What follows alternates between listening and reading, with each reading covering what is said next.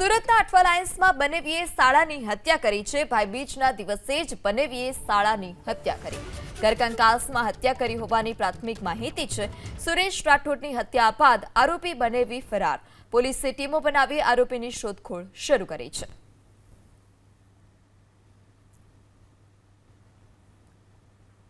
ટકાઉવાળા વિસ્તારમાં એક આવા બનાવ બનેલ છે કે એક લાલાભાઈ દેવજીભાઈ વસાવા કરીને છે અને એમના પત્ની સાથે એમની વારંવાર ઝઘડો થતો હતા અને આ બાળકોને પણ મારતા હતા અને આ બાબતના બાજુમાં જ આમની પત્નીના માયકા પણ હતા અને ત્યાં જતી રહેતી હતી।